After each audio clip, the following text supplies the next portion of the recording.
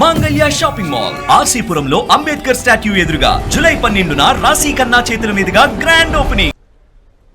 Revenue record tampering కానీ లేదా ఈ రకంగా ప్రభుత్వ భూమిని ప్రైవేట్ భూములుగా బదలాయింపు చేసుకునేటువంటి కార్యక్రమం కానీ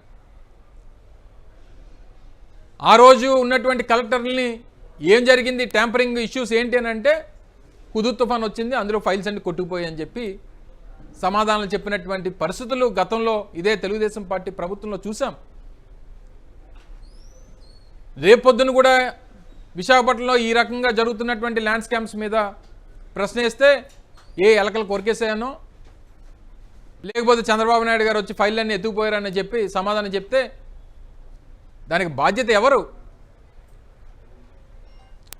సో భీమిలికి సంబంధించి గీతం ల్యాండ్ స్కామ్ కానీ లేదా ఈ ఎండాడికి సంబంధించినటువంటి ఎవరు మాజీ మంత్రి 600 కోట్ల రూపాయలు విలువైనటువంటి ప్రభుత్వ భూమిని ప్రైవేట్ భూమిగా బదలాయించాడు అనేటువంటి ఆరోపణ కానీ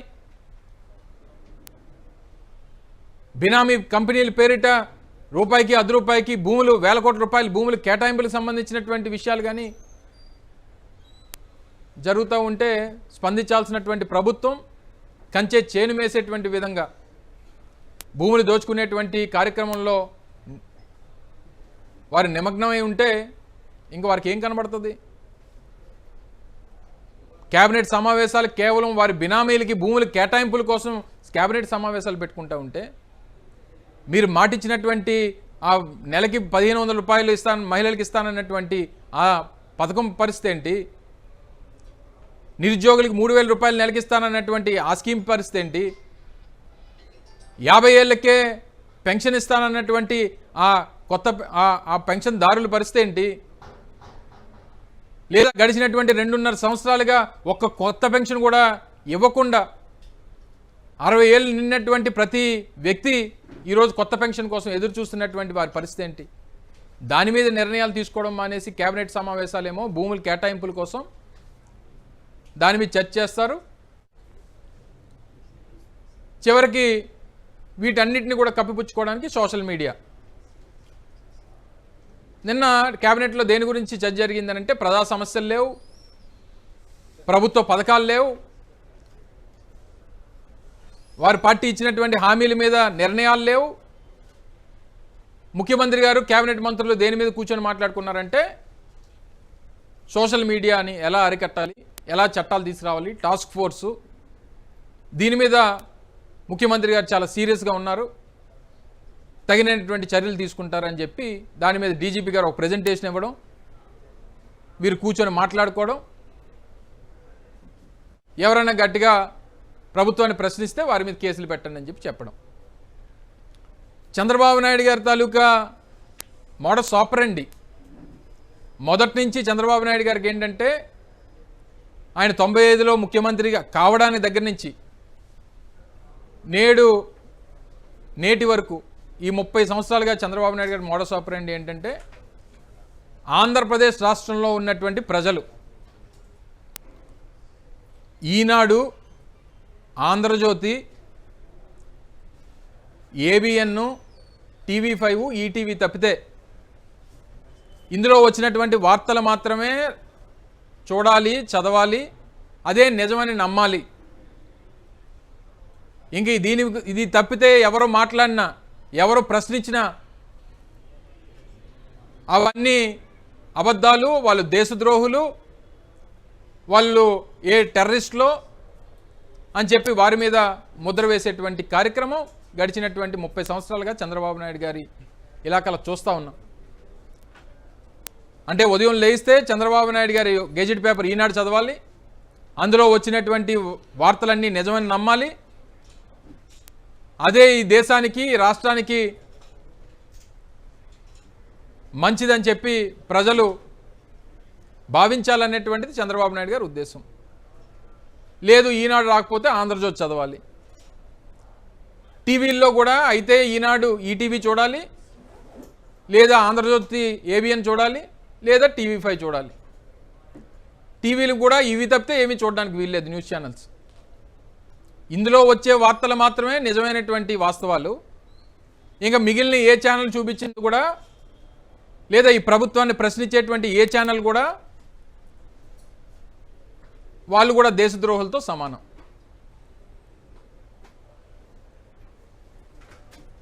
ఈరోజు ప్రజలకు ఉన్నటువంటి అత్యంత సులువైనటువంటి మాధ్యమం, వాస్తవాలు తెలుసుకునేటువంటి మాధ్యమం సోషల్ మీడియా. ప్రింట్ మీడియా యుగం తర్వాత ఎలక్ట్రానిక్ మీడియా, ఈరోజు సోషల్ మీడియా. సోషల్ మీడియాలో వచ్చేటువంటి ప్రతి మాట ప్రభుత్వాన్ని నిందించేటువంటిది కానీ, ప్రభుత్వాన్ని ప్రశ్నించేటువంటిది కానీ, ప్రభుత్వం తీసుకున్నటువంటి ప్రతి ప్రజా వ్యతిరేక నిర్ణయాన్ని ప్రశ్నించేటువంటి ఏ మాధ్యమం ఈ సోషల్ మీడియాలో ఎవరు ప్రశ్నించినా వాళ్ళ మీద కేసులు. ప్రభుత్వాన్ని, చంద్రబాబు నాయుడు గారిని ప్రశ్నించడానికి వీల్లేదు. వారు ఏం చేసినా తప్పు, ప్రశ్నించేటువంటి ప్రతి ఒక్కరిది తప్పు. చంద్రబాబు నాయుడు గారు చేసేది ప్రతిదీ మంచిదే అనేటువంటిది ప్రజలు భావించాలి తప్ప ఈరోజు వారు పత్రికల్లో ఏదో ఏదన్నా టాస్క్ ఫోర్స్ ఈ రాష్ట్రంలో సోషల్ మీడియా మీద పెట్టాల్సినటువంటి పరిస్థితి వస్తే అది మొట్టమొదటి ఎవరికి వర్తిస్తుందంటే ఈ రాష్ట్రంలో తెలుగుదేశం పార్టీ నడుపుతున్నటువంటి సోషల్ మీడియా ఛానల్స్కి, తెలుగుదేశం పార్టీ నడుపుతున్నటువంటి సోషల్ మీడియా ఆ విభాగానికి అది వర్తిస్తుంది తప్ప మరొక రాజకీయ పార్టీకి అది వర్తించదు, ఒక సామాన్యుడికి వర్తించదు అనేటువంటి విషయాన్ని తెలియజేస్తా ఉన్నాం. ఏ రోజన్నా YSR Congress party social media కానీ లేదా వైఎస్ఆర్ కాంగ్రెస్ పార్టీకి సంబంధించినటువంటి సోషల్ మీడియా సింపథైజర్స్ కానీ తెలుగుదేశం పార్టీలో ఎవరైనా రాజకీయంగా మాట్లాడినటువంటి వారిని ప్రశ్నించేటువంటి కార్యక్రమం చేసింది తప్ప తెలుగుదేశం పార్టీనో లేదా తెలుగుదేశం పార్టీకి సంబంధించినటువంటి నాయకులకు సంబంధించినటువంటి ఇంట్లో మహిళలను ఏ రోజు కూడా వారి జోలికి పోయినటువంటి సందర్భాలు లేవు. కానీ అదే తెలుగుదేశం పార్టీకి సంబంధించినటువంటి సోషల్ మీడియా, తెలుగుదేశం పార్టీకి సంబంధించినటువంటి సోషల్ మీడియా సింపథైజర్స్ వాళ్ళ మోడస్ ఆపరండి మెయిన్ టార్గెట్ ఎవరనంటే వైఎస్ఆర్ కాంగ్రెస్ పార్టీలో ఉన్నటువంటి నాయకులు ఇంట్లో మహిళల్ని టార్గెట్ చేస్తే వాళ్ళు మోరల్గా దెబ్బతింటారు, మానసికంగా వీక్ అవుతారు అనేటువంటి మోడస్ ఆపరండి అనేటువంటిది తెలుగుదేశం పార్టీ సోషల్ మీడియా తాలూకు విధానం. సరే, మా ఇంట్లో మహిళల గురించో మా పార్టీ నాయకులకు సంబంధించినటువంటి మహిళల విషయం పక్కన పెడదాం. మేము బయట ఉన్నాం, ప్రజా సమస్యల మీద పోరాడుతున్నాం, ప్రభుత్వాన్ని ప్రశ్నిస్తున్నాం, ప్రభుత్వాన్ని గట్టిగా నిలదీస్తున్నాం కాబట్టి మా జోలికి వస్తారు, మా ఇంట్లో మహిళల మీద పోస్టులు పెడతారు, లేదా మా నాయకుడి భార్య మీదో మా నాయకుడి తల్లి మీదో చెల్లి మీదో పోస్టులు పెట్టేటువంటి పరిస్థితులు గడిచినటువంటి 10 సంవత్సరాలుగా జగన్మోహన్ రెడ్డి గారు రాజకీయాల్లో యాక్టివ్గా ఉన్న దగ్గర నుంచి చేస్తూ ఉన్నారు. కానీ ఇదే తెలుగుదేశం పార్టీకి సంబంధించినటువంటి social media sympathisers Jaganmohan Reddy గారు ఇంగ్లీష్ మీడియంని ఈ రాష్ట్రంలో తీసుకురావాలి, ఒక యూనివర్సల్ లాంగ్వేజ్, వారు చదువు తర్వాత ఏ దేశంలో ప్రపంచంలో ఎక్కడికి వెళ్ళినా సరే ఇంగ్లీష్ ద్వారా వారికి మంచి కమ్యూనికేషన్ స్కిల్స్ ఉంటే వారి భవిష్యత్తు బాగుంటుంది అని చెప్పి భావించినటువంటి పరిస్థితుల్లో బెండపూడి అనేటువంటి ఒక గ్రామంలో ఆ హై స్కూల్లో పిల్లలు బ్రహ్మాండంగా ఇంగ్లీష్ నేర్చుకొని వారు ప్రపంచానికి వారికి తెలిసినటువంటి వారు నేర్చుకున్నటువంటి ఆ భాషని ముందు పెట్టాలని చెప్పి మేఘన అనేటువంటి ఒక అమ్మాయి 9th క్లాస్, అప్పట్లో 9th క్లాస్ చదువుకున్నటువంటి ఒక అమ్మాయి ఆ రోజు ముఖ్యమంత్రిగా ఉన్నటువంటి జగన్మోహన్ రెడ్డి గారిని వచ్చి కలిస్తే చిన్న పిల్ల 14 సంవత్సరాలు ఉన్నటువంటి ఒక చిన్న పాప, ఆ పాప మీద మీరు చేసినటువంటి ఆ సోషల్ మీడియా ఆ రోజు తెలుగుదేశం పార్టీ చేసినటువంటి దాడి, ఆ చిన్న పాప ధైర్యవంతురాలు కాబట్టి తట్టుకోగలిగింది. అటువంటి చిన్న ఆడబిడ్డ మీద మీరు చేసినటువంటి సోషల్ మీడియా దాడి ఈ రాష్ట్రంలో ప్రజలందరూ కూడా మర్చిపోలేదన్నటువంటి విషయాన్ని తెలియజేస్తా ఉన్నాం. ఒక పేద కుటుంబం నుంచి ఒక గీతాంజలి అనేటువంటి ఒక అమ్మాయి ఎన్నో ఏళ్ళుగా ఆ కుటుంబంలో సొంత ఇల్లు లేక ఇబ్బందులు పడుతున్నటువంటి ఆ కుటుంబానికి జగన్మోహన్ రెడ్డి గారు 30 లక్షల ఇల్లు రాష్ట్ర వ్యాప్తంగా పేదవాడికి అందిస్తే అందులో ఒక ఇళ్ల పట్టా అందుకున్నటువంటి గీతాంజలి అనేటువంటి అమ్మాయి గుంటూరు జిల్లాకు సంబంధించి తన పట్టాను అందుకున్నటువంటి ఆ సంతోషంలో మీడియా ముందు వచ్చి 4 మాటలు జగన్మోహన్ రెడ్డి గారి గురించి మాట్లాడితే ఆ అమ్మాయి తన ప్రాణం తీసుకున్నంత వరకు వదలలేదు తెలుగుదేశం పార్టీ సోషల్ మీడియా. ఒక ఆడ కూతురని కూడా చూడకుండా ఇళ్ల పట్టా వచ్చిందన్నటువంటి ఆనందంతో ఎగిరి గంతులేస్తే చివరికి ఆ పాప ఆ అమ్మాయి ప్రాణం తీసుకున్నంత వరకు, సూసైడ్ చేసుకున్నంత వరకు ఆ అమ్మాయి మనసుని క్షోభపెట్టి చివరికి ప్రాణం తీసుకునేంత వరకు స్థాయికి దిగజార్చినటువంటి సోషల్ మీడియా చంద్రబాబు నాయుడు వెనకాతలు ఉంది. మీరు సోషల్ మీడియా గురించి, సోషల్ మీడియా టాస్క్ ఫోర్స్ గురించి మాట్లాడతారా? చివరికి సుగాలి ప్రీతి తల్లి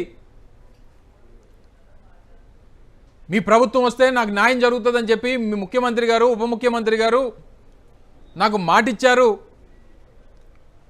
ఆ రోజు అధికారంలో జగన్మోహన్ రెడ్డి గారు ఉన్నప్పుడే ఆ కుటుంబానికి అన్ని రకాలుగా భూమి ఇచ్చి, ఇళ్ల పట్టా ఇచ్చి, కుటుంబంలో ఉద్యోగం ఇచ్చి ఆదుకుంటే ఆ కుటుంబాన్ని, ఆ తల్లిని రాజకీయంగా వాడుకునేటువంటి ప్రయత్నం ఆ రోజు తెలుగుదేశం పార్టీ, జనసేన ఈ రాజకీయ పార్టీలని చేస్తే చివరికి అధికారం వచ్చిన తర్వాత అపాయింట్మెంట్ కోసం వెళ్తే కనీసం కలవడానికి సమయం లేదు. చివరికి నేను పోరాటం చేస్తానని చెప్పి సుగాలి ప్రీతి తల్లి రోడ్డెక్కి మాట్లాడితే చివరికి దివ్యాంగురాలైనటువంటి ఆ తల్లిని కూడా ఈరోజు మీ సోషల్ మీడియా ఏ రకంగా హింస పెడతా ఉంది, ఏ రకంగా వేదన గురి చేస్తూ ఉంది అనేటువంటిది మర్చిపోయారా అని అడుగుతా ఉన్నా. తులసి చందు అనేటువంటి ఒక సోషల్ మీడియా ఇన్ఫ్లుయెన్సర్ని, రాజకీయంగా అన్ని రాజకీయ పార్టీల గురించి మాట్లాడేటువంటి ఒక సోషల్ మీడియా ఇన్ఫ్లుయెన్సర్ని ఆవిడికి వేరే కులాన్ని, మతాన్ని అంటగట్టి ఈరోజు హేయంగా సోషల్ మీడియాలో మీరు చేస్తున్నటువంటి దాడులు ఈ రాష్ట్ర ప్రజలు మర్చిపోరు చంద్రబాబు నాయుడు గారు అని చెప్పి తెలియజేస్తా ఉన్నా. మీరు పైపెచ్చు మా మీడియా గురించి, మా సోషల్ మీడియా గురించి మీకు మాట్లాడేటువంటి అర్హత తెలుగుదేశం పార్టీ కానీ చంద్రబాబు నాయుడు గారికి కానీ లేదు అనేటువంటి విషయాన్ని తెలియజేస్తా ఉన్నాం. అంటే మీ భూ కేటాయింపులు, మీరు చేసేటువంటి దోపిడీలు, దౌర్జన్యాలు, వ్యవస్థల్ని అన్నిటిని కూడా నిర్వీర్యం చేసి వాటిని అన్నిటిని కప్పిపుచ్చుకోవడానికి ఈరోజు సోషల్ మీడియా అనేటువంటి కొత్త డ్రామాని తీసుకొని వచ్చి టాస్క్ ఫోర్స్ అంటారు, ఇంకో ఫోర్స్ అంటారు. ఇవన్నీ చేస్తున్నటువంటి మీ పాపాలు ప్రజలు మర్చిపోరు. మీకు అధికారం ఇచ్చారు, 5 సంవత్సరాలు తప్పదు కాబట్టి భరిస్తూ ఉన్నారు. తప్పకుండా దీని మీద వైఎస్ఆర్ కాంగ్రెస్ పార్టీ ప్రతి ఒక్కరికి అండగా నిలబడుతుంది. ప్రశ్నించినటువంటి ప్రతి పౌరునికి, ప్రభుత్వం చేసేటటువంటి ప్రతి ప్రభుత్వ వ్యతిరేక నిర్ణయాన్ని ప్రశ్నించేటువంటి ప్రతి వ్యక్తికి అండగా వైఎస్ఆర్ కాంగ్రెస్ పార్టీ నిలబడుతుంది అనేటువంటి విషయాన్ని తెలియజేస్తూ ఉన్నాం. తప్పకుండా రానటువంటి కాలంలో వీరు చేసేటువంటి భూ దోపిడీ మీద, లేదా వీరు చేస్తున్నటువంటి ఈ భూ కేటాయింపుల మీద, వీరు చేస్తున్నటువంటి అతిపెద్ద స్కామ్స్ మీద వైఎస్ఆర్ కాంగ్రెస్ పార్టీ పోరాటం చేస్తూనే ఉంటుంది, నిలదీస్తూనే ఉంటుంది. మీరు ఎన్ని విషయాలు తీసుకొని వచ్చి దాన్ని డైవర్ట్ చేయాలనేటువంటి ప్రయత్నం చేసినా సరే మా పోరాటం ఈ రకంగానే కొనసాగుతుందన్నటువంటి విషయాన్ని మరొకసారి ఈ సందర్భంగా తెలియజేస్తా ఉన్నా.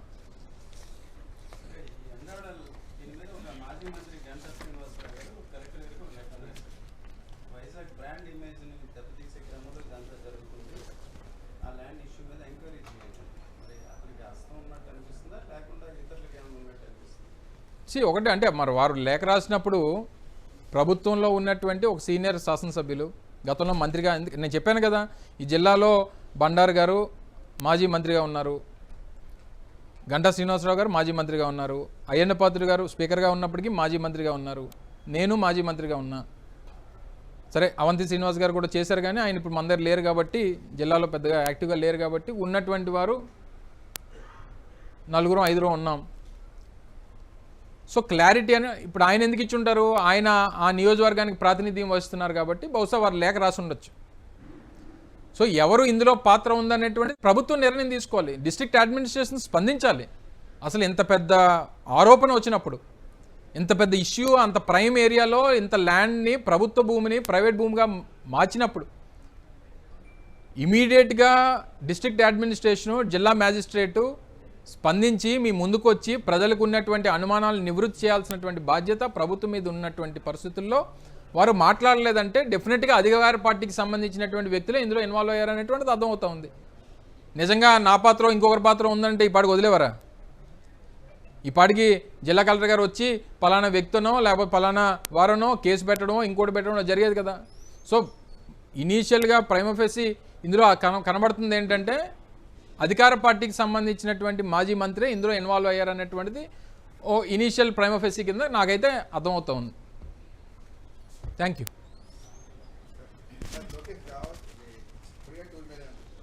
చెప్పాం కదా, గడిచినటువంటి 2.5 సంవత్సరాలుగా ఇక్కడ దోచుకోవడం, బయట దేశాలకు వెళ్ళి దాచుకోవడం, వీరి మంత్రుల తాలూకా పర్యటన ఈ రకంగానే కొనసాగుతూ ఉంది. అది కొరియా వెళ్ళినా, లేకపోతే సింగపూర్ వెళ్ళినా, లేకపోతే దుబాయ్ వెళ్ళినా, లేకపోతే అమెరికా వెళ్ళినా ఈ రాష్ట్ర సంపదను దోచుకోవడం, బయట దేశాల్లో పెట్టుబడులు పెట్టడానికి వెళ్తూ ఉన్నారు తప్ప బయట దేశాల నుంచి పెట్టుబడులు తీసుకురావడానికి వెళ్తున్నారు అనుకోవడం అమాయకత్వం అనేటువంటిది ప్రజలు గమనించాలని చెప్పి కోరుతా ఉన్నాం. Thank you.